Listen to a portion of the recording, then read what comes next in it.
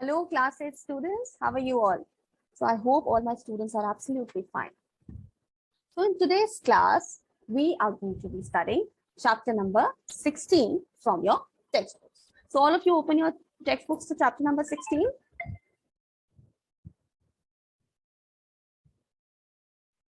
All right. And this chapter number 16 is about the third organ of the government, which is judiciary, right? So in the previous class, we studied about the first two organs of the government, that is legislature and then executive. And this chapter number 16, this is on page number 146. So in the previous class, we studied what exactly or what comprises of legislature in Indian context, that is the Indian Parliament, and the executive is something which is in which Prime Minister, President, Vice President, Council of Ministers, all these are a part of executive. And whether it's the legislature or the executive, they all have certain set of functions as well as powers.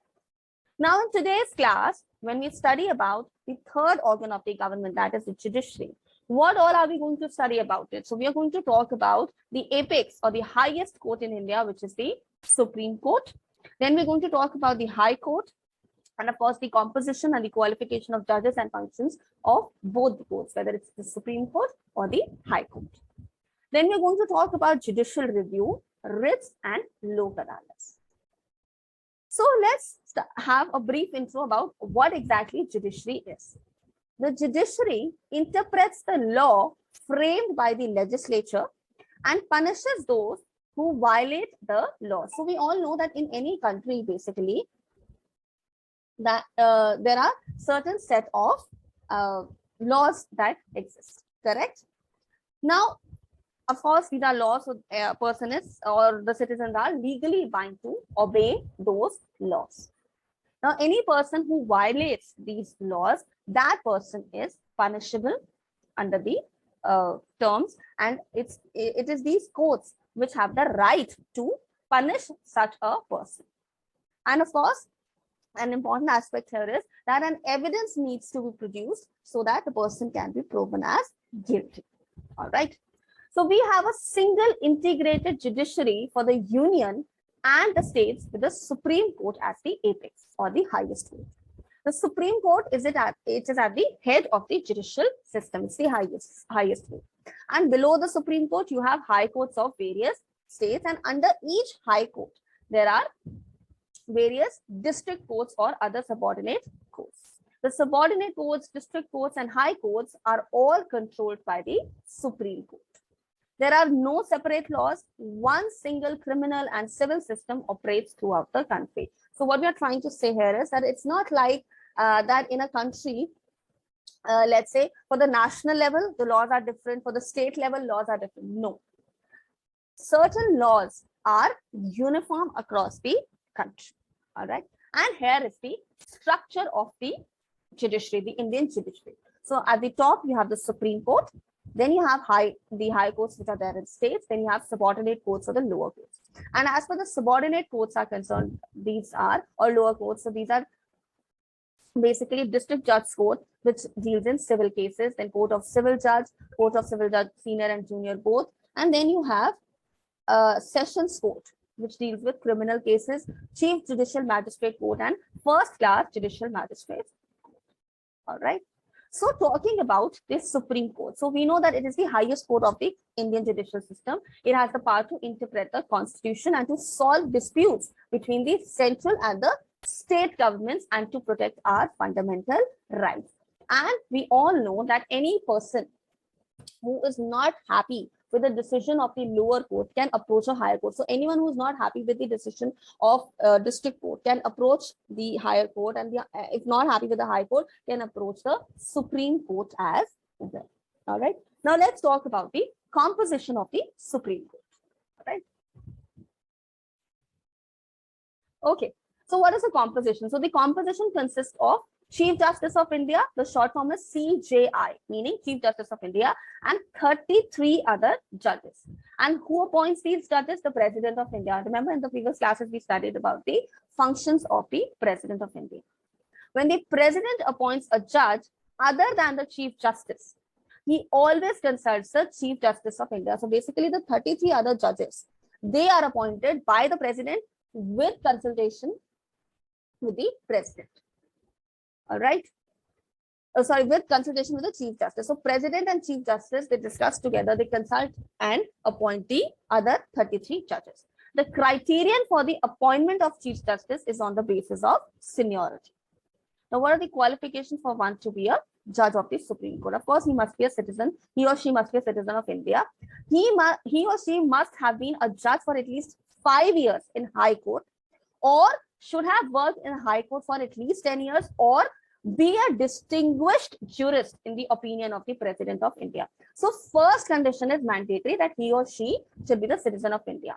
However, if the person has been a judge of High Court for 5 years, or has been an advocate in High Court for 10 years, or is a distinct jurist in the eyes of the, or in the opinion of the President of India, then he or she can be appointed as the judge of the Supreme Court. All right. What are the terms of office? So the judge of Supreme Court retire when they attain the age of 65 years. A judge may resign by writing to the president. He or she may be removed from his office by the president on the grounds of proven misbehavior or misconduct or incapacity. So let's say there's a person who has not behaved in the manner in which he or she should behave, or has been involved in any corrupt practices, or is incapable in, or is not loyal towards his duties. If found guilty, the person can be removed from the position of the judge. A proposal for impeachment has to be passed by the 2/3 member of the parliament. A judge of the Supreme Court can be impeached only after the president gives the order of his impeachment, meaning removal. Okay. Now, there are certain jurisdictions that the court has. So first we talk about the original jurisdiction. First is, of course, to solve disputes between Government of India and one or more states. So dispute between central and state governments, something that is taken care by the Supreme Court.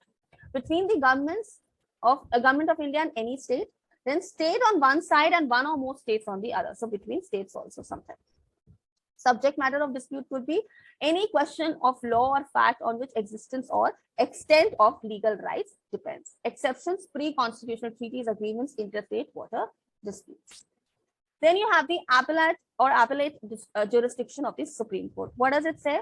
There are various articles in the Indian constitutions under which the appeals may lie to the Supreme Court.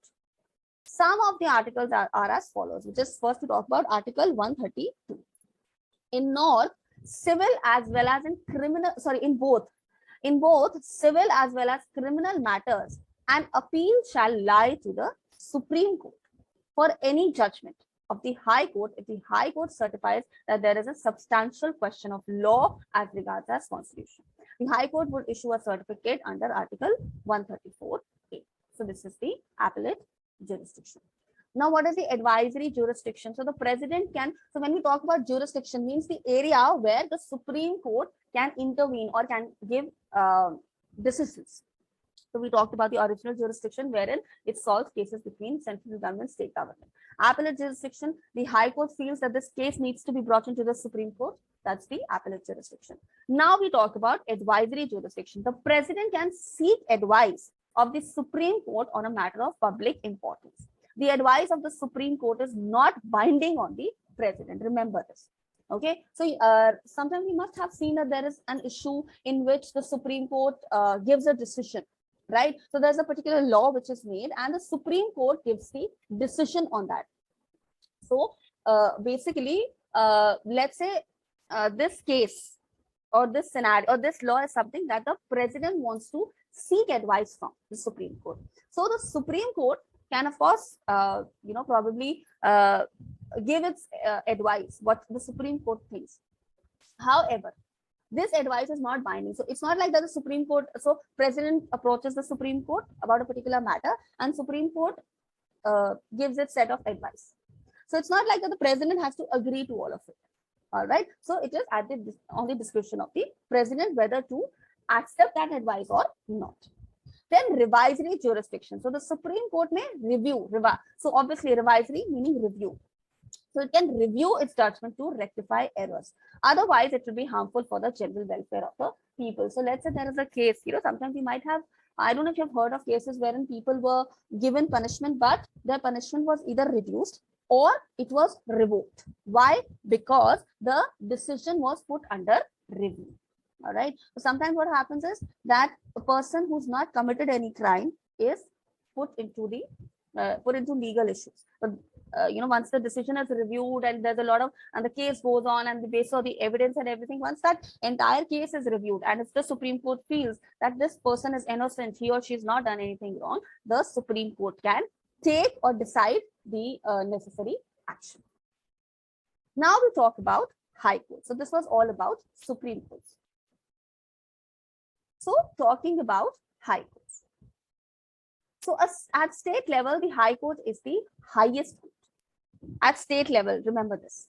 So certain high courts have jurisdiction over more than one state. So like Mumbai High Court, it has jurisdiction over the states of Goa and Maharashtra. Till 2013, the Guwahati High Court had jurisdiction over 7 other states, basically the northeastern states: Assam, Arunachal Pradesh, Manipur, Meghalaya, Mizoram, Nagaland, and Tripura. But in January 2013, 3 new high courts were formed in Meghalaya, Manipur, and Tripura. On 1st January 2009, Telangana and Andhra Pradesh high courts were established. Thus, at present, there are 25 high courts in India, and Delhi is the only union territory that has a high court. So I hope all of you are aware that Delhi is not a state; it's a union territory, and it's the only union territory which has a high court. Rest union territories generally share the courts. Okay, otherwise only states have high court. So now we talk about the composition of the high court. So what is the composition? So in every high court, there is a chief justice and many other judges whose number is defined by the President of India. How are the judges appointed? Chief Justice of a high court is appointed by the President with consultation of Chief Justice of the Supreme Court and the Governor of the state. So 2 people, the Chief Justice of Supreme Court and Chief Justice and the Governor of the state and the President. These 3 people get together to decide what to be the judges. What are the qualifications? Of course, should be a citizen of India, should have held a judicial office in India for at least 10 years, or should have been an advocate on any high court for at least 10 years. What is the term of office? That is still 62 years. So judge of Supreme Court, what is the age of retirement? 65. Judge of High Court, the age of retirement is 62. But is there any process of impeachment for the judge of high courts as well? Yes, it's more or less the same, that on grounds of incapacity, incapability, misbehavior, misconduct, being involved into corrupt practices, and of course, both the House of the Parliament, the 2/3 majority is mandatory here, and they should present an address to the President for the removal of the judge. If the President finds the judge guilty, then only he or she can be removed. So like in certain matters, the Supreme Court enjoys jurisdiction. Same is the case with Supreme Court, with High Court. Sorry.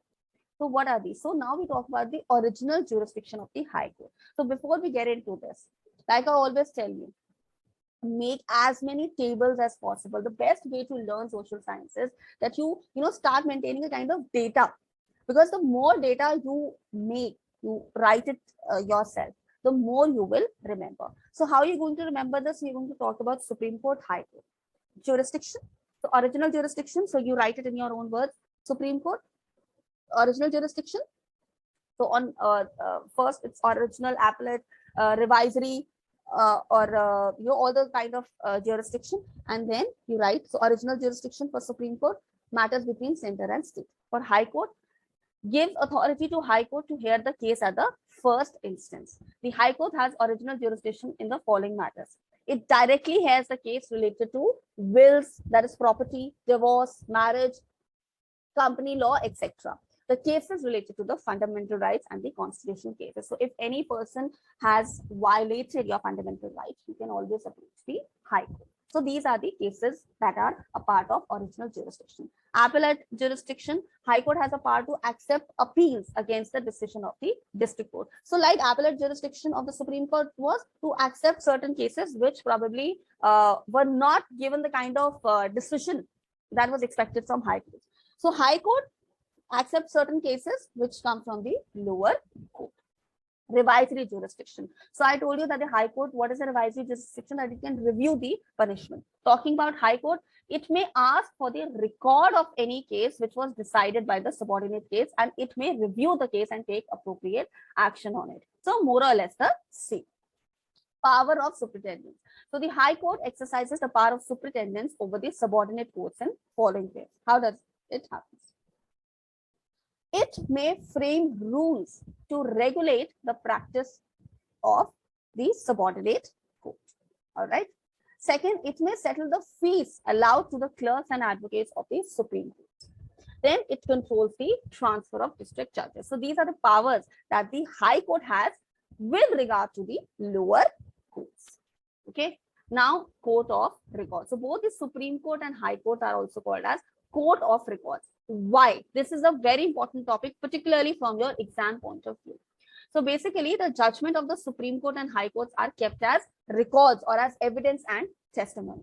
So there's a separate department called archives in most of the government offices. And when you talk about specifically such big government offices, so there's a separate department which keeps the records of all judgments that have taken place, and particularly the cases which have been of national importance. Proper record is kept.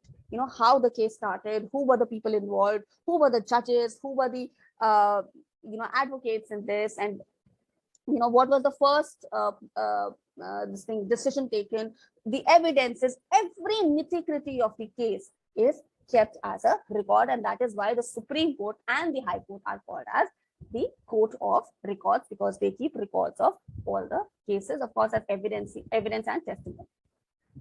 These are in nature of precedents. It means that the judgments of the Supreme Court are recorded so that the High Court and other courts are bound to give similar decision in similar cases. So, okay, I'll give you an example here.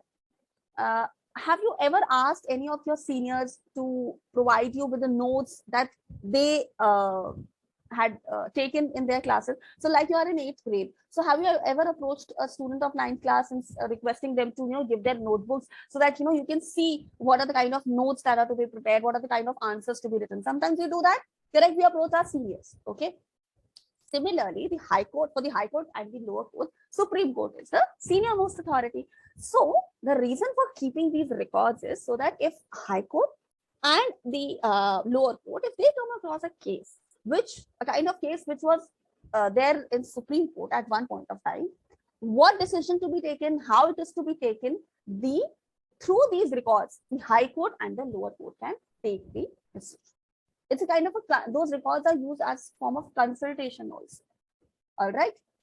Then, if a person disobeys the order of the Supreme Court and the High Court, he will be punished by these courts on the grounds of contempt of court. Contempt of court is when you are disrespecting the court. Judicial review, of course, both High Court and Supreme Court, we've just read about this, that they have the power of judicial review. They have the power to examine any law passed by the legislature or any order issued by the executive. And if they find that the law or the order it is violating any provision in the Constitution, they will declare that law or that order as null and void, and this is known as judicial review. All right. So do not confuse this with revisory jurisdiction. Revisory jurisdiction is related to someone being punished, convicted, being held guilty. Judicial review is related to laws. So if the government has passed a law and the Supreme Court feels that this law doesn't hold any ground and it is unconstitutional, it is not for the welfare of the public, the Supreme Court and the High Court can revoke that particular law or that policy. Now we come to another important aspect, that is writs. So the Supreme Court and the High Courts can issue writs to protect our fundamental rights. Whenever our fundamental rights are violated, we can appeal to the Supreme Court or High Courts, and the court will issue writs to enforce our fundamental rights. Now we talk about the various writs. So writ of habeas corpus, it means you may have the body. So a person when arrested can move to the court for the issue of habeas corpus. It is an order by a court to the detaining authority. Detaining authority means the authority which has kept a person under its control. So, for example, a police has detained a person for questioning. The person is kept is kept behind the bars. So that person can approach the Supreme Court with a writ of habeas corpus, and it is the order by a court to so the Supreme Court can give the order to produce that arrested person before it, so that it may examine whether the person has been detained lawfully or otherwise. So if a person is arrested, that person can approach the Supreme Court, and if the writ of habeas corpus is issued to the police, then the police has to first produce that person in the court before starting questioning him unnecessarily. And the court will ask that whether you are given your fundamental rights or not, and then the action is taken accordingly. And if the court is convinced that the person is illegally detained, it can issue the order for his release. Then is the writ of mandamus. It is a Latin word which means we command. Mandamus is an order from a superior court to a lower court or a tribunal or a public authority to perform an act which falls within its duty. Simply, it is a writ issued to a public official to do things which is a part of his or her duty. All right. The writ cannot be claimed as a matter of right. It is a discretionary power of the court to issue such writs. Then you have writ of prohibition. That is, this writ is issued to stop an inferior court from hearing a case beyond its jurisdiction. Prohibition means to stop. So if there is a dispute between the center and the state government, the Supreme Court can issue a writ to the lower court, that's the high court, that you will not listen to this particular case because it's not in your jurisdiction. Okay. Then the right of, so the writ of, so this word is either pronounced as certiorari or certiorari. Okay. So the term certiorari or certiorari means to be informed about what is going on. By issuing this writ, the Supreme Court and the High Court order the inferior court, that is a lower court, to hand over the record of a case beyond its jurisdiction, but which has been heard by it, and the judgment also was given by it. The judgment will be invalid. Then you come to the last writ, which is the writ of quo warranto.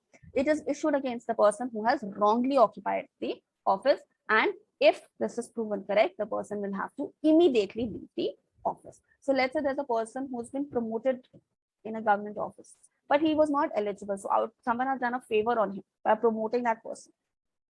If that case is brought, the writ of quo warranto, if issued and the case is in not in favor of that person, the person will have to leave that designation then and there. So this is the entire story about the Supreme Court and the High Court. Now we talk something about the subordinate courts. Okay.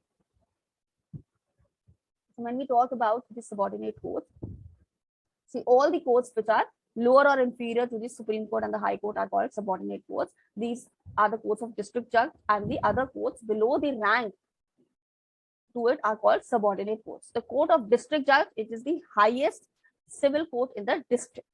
It hears civil matters related to land, property, marriage. So basically, civil cases like related to family and neighborhood, all these cases.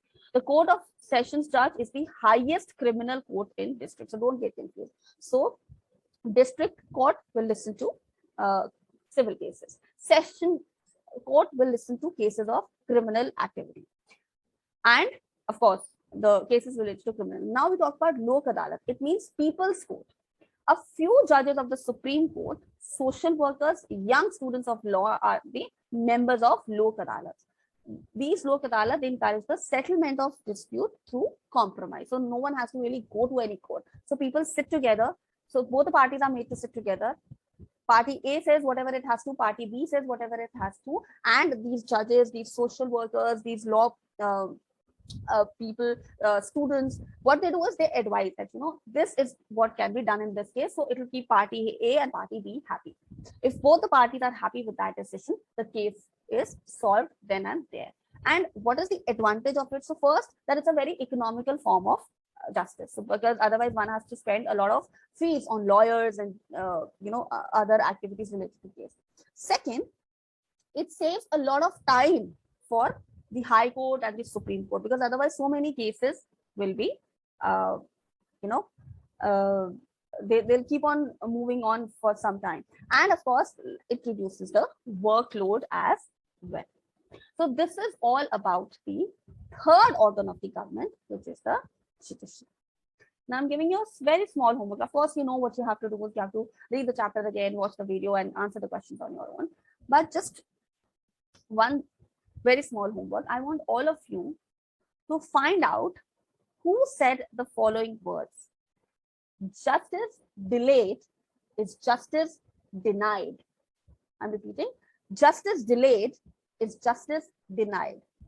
This is a very famous quotation, very famous saying related to judiciary. Find out who said it. Okay. I'll see you all in the next class. Till then, bye bye.